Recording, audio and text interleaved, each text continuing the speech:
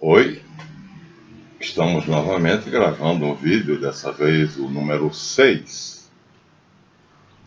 O canal é Guia dos Perplexos, a série é Aprendendo a Ler, que na verdade é ler, escrever e falar.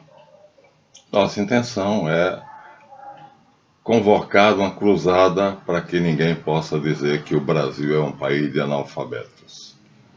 E assim, nós estamos fazendo mais este vídeo.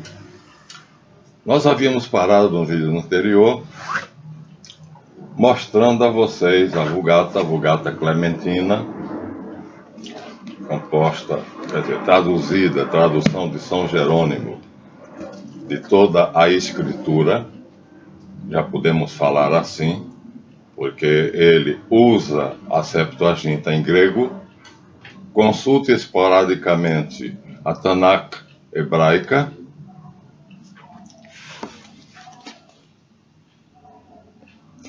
e usa já os escritos do cânon sagrado cristão, dos cristãos. Portanto, os evangelhos, as cartas de Paulo, os Atos dos Apóstolos e o Apocalipse. Agora, disse eu para vocês, pareceu que seria um trabalho, que foi um trabalho perdido. Esse livro foi publicado no ano 400, pelo Papa Clemente, por isso se chama Vulgata Clementina, e no ano 476 os bárbaros invadiram Roma, como dissemos ainda também no vídeo anterior. Os dois poderes, o temporal e o espiritual, imperador e papa, estavam de mãos dadas para governar aquele imenso império romano. O imperador precisava do papa porque só o papa tinha altura moral suficiente. E lembra que nós acabamos de sair da época da Era dos Mártires. Então, durante 310 anos, ser descoberto como cristão era ir para a fogueira, ir para os leões, ser morto pelos gladiadores e coisas dessa natureza. No mínimo, prisão perpétua. Então, ser candidato a ser papa era ser candidato ao martírio. Portanto, o que nós temos é, naquela época, portanto, papas que são praticamente santos, todos eles. Então, nós temos uma pleia de heróis candidatos à morte ao aceitarem o cargo de bispo de Roma. Então, o imperador, por seu lado, vivia a mesma vida boa, na bagunça, na esbórnia, cheio de mulheres, de bebida e de aduladores. Então, como não tinha mais os exércitos de Roma para poder governar, era a autoridade do Papa, com um pouco de ajuda da espada do poder temporal. Falamos da teoria das duas espadas, uma espada de aço do imperador e a espada da língua, né, do clero. Então, essas duas espadas governaram o Império Romano e fizeram um trabalho magnífico que, infelizmente, judeus, maçons, espíritas, livres pensadores dizem que foi a Era das Trevas. E nós pretendemos aqui dizer algumas coisas que contestam isto. Mas no momento apropriado. Ainda não estamos nesse tema. O fato é que, a partir de 476, por ordem do Papa e consenso do imperador, dos governadores temporais, muitos dos quais bispos e cardeais, estabeleceu-se aquela nobreza feudal que era composta por padres, bispos e cardeais, né, católicos, e todos mandaram esconder os livros o mais depressa possível, todos os livros em conventos e mosteiros, a fim de que os bárbaros não os destruíssem, porque os bárbaros, não sabendo ler, não valorizavam os livros. Agora, interessante, daí vem muitos comentários que a Igreja Católica escondia os livros, a Bíblia, e não permitia a ninguém que a lesse, né? No caso É verdade, mas ele escondia não para não permitir alguém que a lesse, porque, como eu disse, Santa Teresa d'Ávila, Santo Inácio de Loyola leram a Bíblia porque sabiam ler hebraico, latim e grego, e a Bíblia estava aberta para quem soubesse esses idiomas sagrados. Por outro lado, também o hebraico tinha a sua Bíblia, o seu cânon. Aqui nós temos apenas o Pentateuco, os 5 livros de Moisés, mas temos ali atrás, na minha estante, a Tanakh completa, e também só tinha a tradução em grego. Agora nós vamos ter a tradução em latim, e ninguém acusa os judeus de terem escondido os livros para que ninguém lesse. Mas aberta a Bíblia judaica para quem soubesse ler a Tanakh no original hebraico, a Septuaginta, a tradução para o grego, que foi nela que se baseou Jerônimo para fazer a Bíblia católica, e, portanto, todos os escritos estavam disponíveis para quem soubesse ler grego, latim e hebraico. Então, é uma ignorância, é um absurdo e uma grande mentira dizer que esses livros eram proibidos de ser lidos. E até há um certo personagem que fez um livro, Romance da Rosa, onde ele diz que nos mosteiros envenenavam-se as folhas dos livros para que aqueles que passassem a mão na língua e passassem no livro para ler se envenenassem e morressem envenenados. Pura mentira. Então, isto de fato não aconteceu. Deixa aqui porque o sol está trazendo um excesso de claridade. Então, os livros estavam à disposição e qualquer nobre podia ter a sua literatura, sua biblioteca em casa, não era proibido. Muitos tinham nos castelos. Isso prova o livro Presença da Literatura Portuguesa, que eu disse que era de Domício Proença, na verdade é de Antônio Soares Amora. Quanto aos poemas escritos, aqui nós temos o de Paio Soares de Taverós, No mundo não me sei parelha, mente me for como me vai, Cajamoiro por voz e ai minha senhor branca e vermelha. Isso de Paio Soares é o primeiro, o mais antigo. E aqui, do outro lado, nós temos de Pero de Sevilha. Quando um dia fui em Compostela, em Romaria, vi uma pastor, não havia feminino das palavras em or, é uma pastora, que pois fui nado, nunca vi tão bela. Quer dizer, pois fui nado, nascido, depois de nascido, nunca vi uma mulher tão bela. Nem vi a outra que falasse melhor, e demandei-lhe logo o seu amor, pedi-lhe, e fiz por ela essa pastorela. Então, isso aqui foi escrito nos séculos XII e XIII por nobres. Então, a literatura estava disponível. Nós vamos encontrar aqui prosa também, a demanda do Santo Graal, que é a busca pelo Graal, os romances de Arthur, e vamos encontrar aqui, já no final, o século XVI, Gil Vicente e Luís de Camões, já com os poemas deles. Então, sempre se pôde ler e escrever, desde que se soubesse. Porque também, se você fizesse uma besteira, escrevesse uma tolice sobre a Bíblia hebraica, também ia ser submetido ao julgamento do Sinédrio e ia ser ou excluído da comunidade judaica ou morto. Quer dizer, a lei era a mesma para as duas religiões. Só fala quem sabe. Quem não sabe, fecha a boca, fica calado. Não é como hoje que você vê um ignorante ali na praça, com a Bíblia debaixo do braço, dizendo uma porção de asneiras, não estudou nada, absolutamente nada, é analfabeto do ponto de vista da língua portuguesa e mais analfabeto ainda do ponto de vista da teologia. Então não conhece hermenêutica, não conhece exegese, não conhece história, não conhece o contexto histórico dos acontecimentos bíblicos, mas está ali debaixo com a Bíblia debaixo do braço, falando para quem quiser ouvir.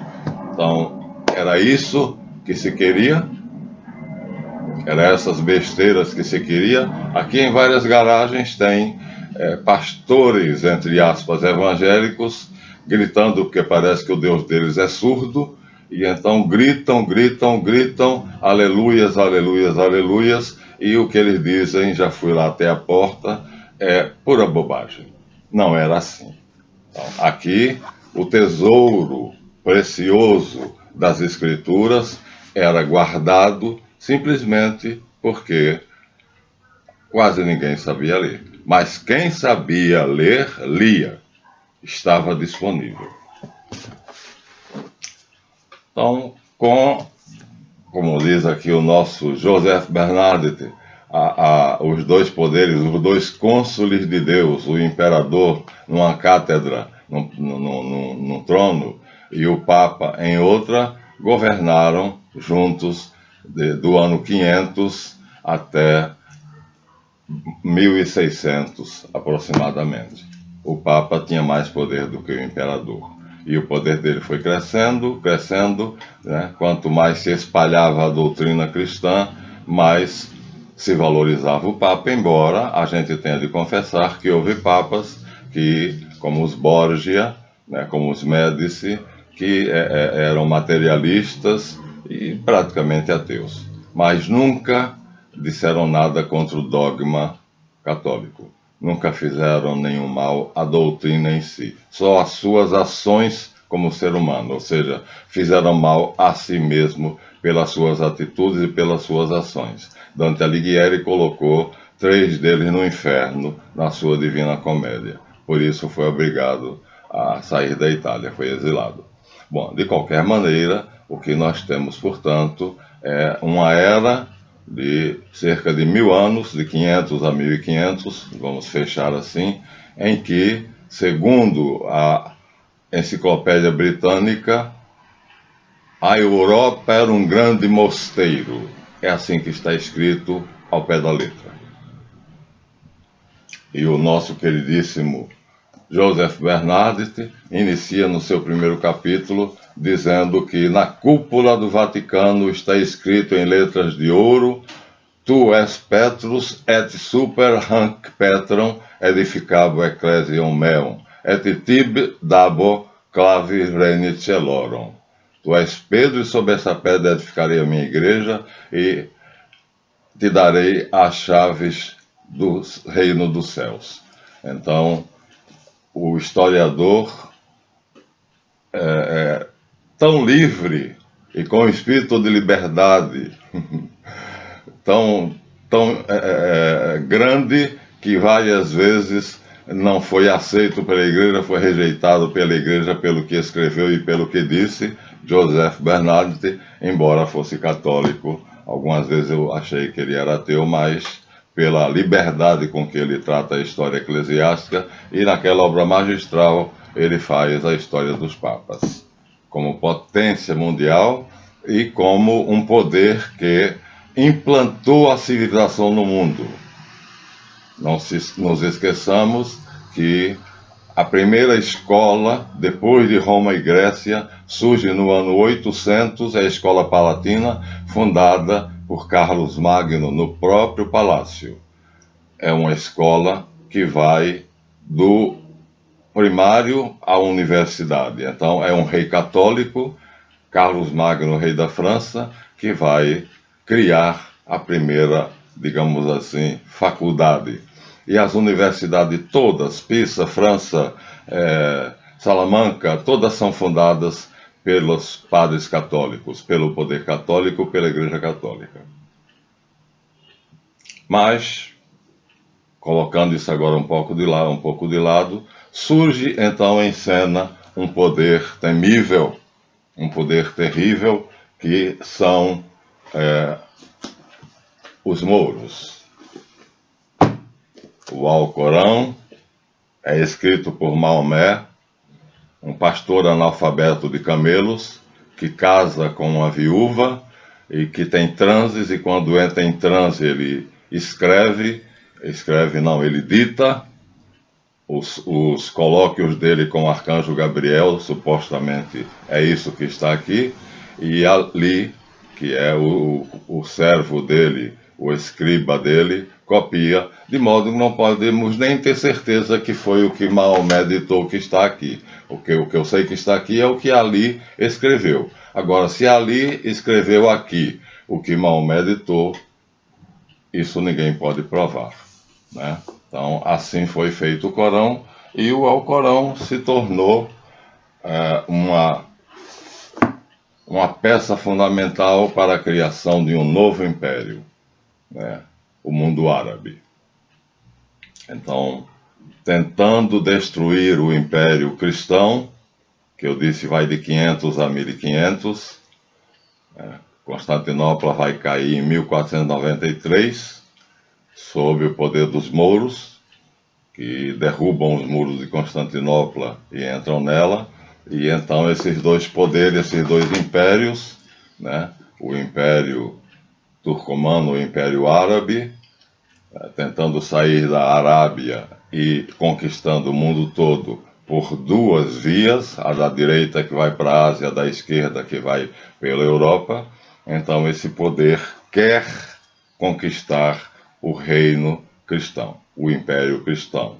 Não consegue, apesar de em 623 Maomé nasceu, e por volta do ano 700 eles vão invadir a Europa.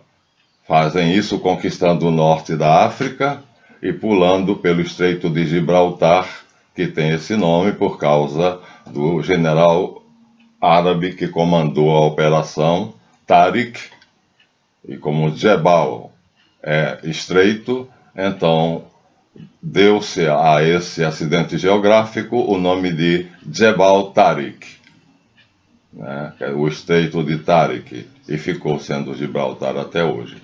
Mas acontece que antes do ano 800, quer dizer, pouquíssimo tempo depois, a horda maometana vai para a Península Ibérica e dali vai para Roma. Os iberos têm que se refugiar nas montanhas, o rei de Aragão, Leão, Castelo e Navarra, tem que levar seu povo para as montanhas, as Astúrias, a fim de não ser destruído, porque a maioria dos árabes é imensa, mas existe um homem e um reino que decide fazer uma parede humana para impedir que os estados pontifícios sejam invadidos por Maomé.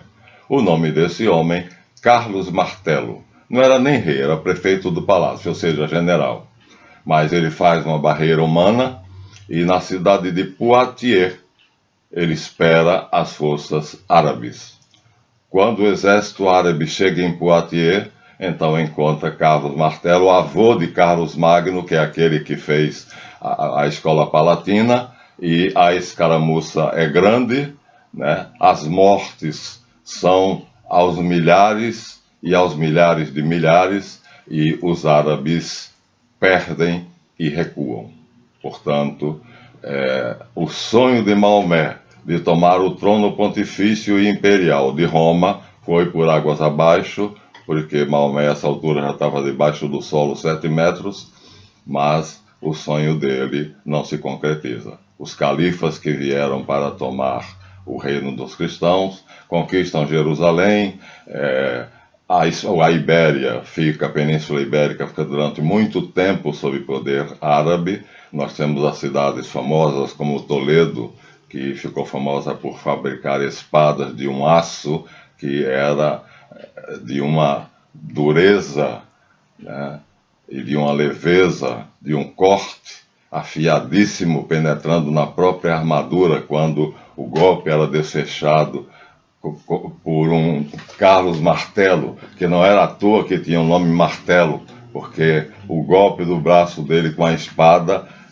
se fosse no ombro, a toledana rasgava a armadura e entrava na carne do muçulmano que era atingido por ele. Então, graças a Deus, graças a Carlos Martel, general francês, chamado na época prefeito do palácio, que foi avô do brilhante Carlos Magno, que é na verdade o verdadeiro rei Arthur e a Távola Redonda.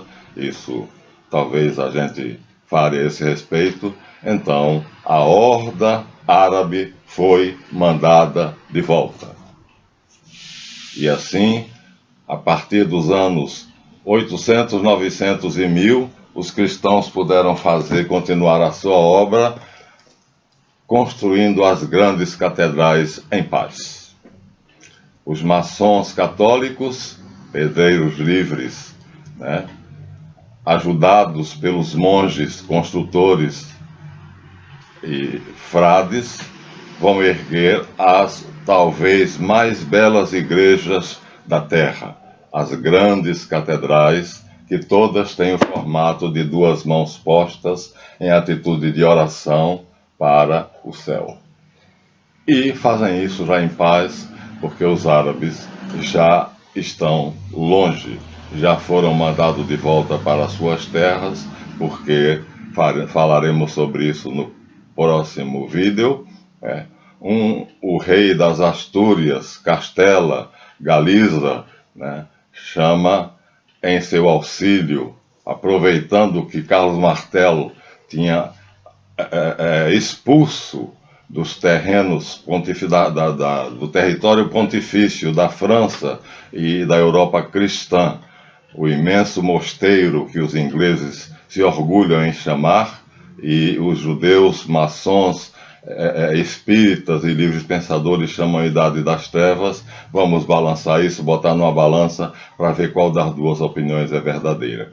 E então o rei da Espanha, portanto, não tinha o nome ainda Espanha, mas era o reino de Leão, Aragão, Castela e Galiza. Chama em seu socorro os nobres cristãos que possam ajudá-lo a aproveitar que os árabes já tiveram uma grande derrota em Poitiers e empurrá-los definitivamente para fora da Ibéria, e nisto eles têm um Borguignon, Dom Henrique de Borgonha, que leva o exército francês e mais aqueles voluntários que quiseram aderir a essa força militar, e expulsam definitivamente os árabes da Península Ibérica, ficando, portanto, os reinos cristãos completamente livres dessa ameaça. Alá perdeu, Maomé perdeu. Do mesmo jeito que Constantino e Maxêncio, Mitra, Hormuz e Arimã sofrem uma derrota para Jesus Cristo e Deus Pai Todo-Poderoso, assim, de modo igual, repete-se o feito, e Hormuz, Arimã e Mitra perdem para Jesus Cristo e a sua corte angélica, que adoram ao Pai Todo-Poderoso. Mais uma vez, a Europa é dos cristãos. Fica Jerusalém durante algum tempo, mas também depois vai haver um acordo e a cidade vai ser dividida em 3 partes. Uma parte cristã, uma parte judaica e uma parte muçulmana. E ainda hoje é assim. Pelo menos nós pretendemos que assim continue sendo. Então, nessa época, o português já deu uns passos bem largos, de modo que nós já poderemos degustar em língua portuguesa alguma coisa mais, vamos dizer assim, de acordo com o nosso conhecimento, saindo do ano 1229, onde tínhamos já lido para vocês, mas vamos repetir, o prólogo da crônica do imperador Dom Pedro I de Portugal, que é 1229, e aqui a leitura é o prólogo, diz assim: deixados, os modos e definições da justiça que perdesvairada guisa quer por diversas maneiras, Muitos em seus livros escreveram somente daquele para que o rei, daquela pera que o real poderio foi estabelecido, que é por serem os mansos, os maus castigados e os bons certamente avaliados, viverem em paz. Nem como buscador de novas razões, per próprias invenções achadas, mas como ajustadas em nenhum breve moolho dos ditos de alguns que nos perseguem. Então, embora muitos tenham escrito o contrário, essa é a verdade, que Dom Pedro I de Portugal foi um rei justo, justiceiro, que se dedicava todo o tempo à aplicação da justiça e a assinar os decretos e garantir assim no seu reino a justa paz. Então, isso em 1229, e aí já em 1300, 1400, 1500, nós vamos encontrar agora no nosso compêndio de Presença e Literatura Portuguesa, desculpando-me aqui por ter atribuído o trabalho a Proença, na verdade está escrito aqui que é Antônio Soares Amora. Então nós vamos ver aqui um poema de Camões. Para a época, vocês imaginem que devia ser um mimo. Descalça vai para a fonte Leonor. Olha, já tem para e não pera. Descalça vai para a ponte Leonor pela verdura, pelos campos. Vai formosa e não segura. Leva na cabeça o pote, o texto nas mãos de prata, é o cesto. Cinta de fina escarlata, sainha de chamalote. Chamalote é um tecido especial, mas traz a vasquinha de cote, quer dizer, aquele aventalzinho que as portuguesinhas usam, mais branca que a neve pura, vai formosa e não segura. Então aqui nós já podemos ler, traduzimos duas palavras apenas, que foi chamalote, que é um tecido especial, e a vasquinha de cote, que é o aventalzinho que as portuguesas usam ainda hoje para caracterizar a sua civilização e a sua cultura. A sua roupa tem um avental. Então, aí já temos Luís de Camões. Então, o Império Árabe deu com os burros na água. E hoje está aí fazendo o que está, né? Acabou-se a cultura árabe que os americanos destruíram, acabou-se a economia árabe que os americanos destruíram. Houve uma verdadeira horda árabe fugindo de lá dos seus países de origem, tudo isso para não haver uma Segunda Guerra Mundial, porque os americanos sabem que o próximo passo deles será transferir as embaixadas de Tel Aviv para Jerusalém e reconstruir o Templo de Jerusalém.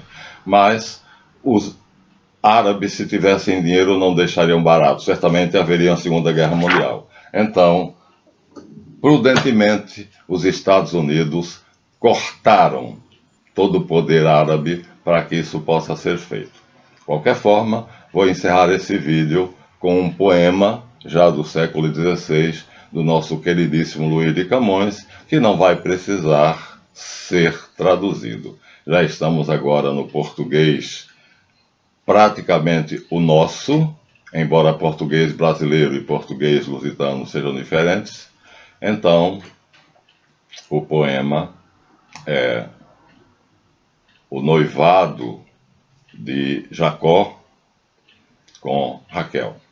Raquel era apaixonada, apaixonou-se por Jacó e Jacó apaixonou-se por Raquel, e Jacó trabalhou 7 anos para ganhar a mão de Raquel, mas Labão, usando um artifício, na verdade, a mulher ficava com o véu e a irmã ficou com o véu e foi se deitar com o noivo, já agora esposo, e ele, pensando estar na cama com Raquel, na verdade estava com Lia.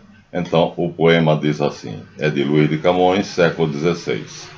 7 anos de pastor Jacó servia Labão, pai de Raquel, serrana bela, mas não servia o pai, servia ela, pois a ela só por prêmio pretendia.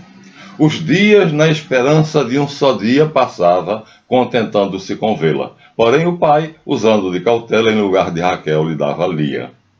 Vendo o triste pastor que com enganos, assim lhe era negada a sua pastora, como se não a tivesse merecida, começou a se vir outros 7 anos, dizendo, mais serviria se não fosse para um tão grande amor, tão curta a vida.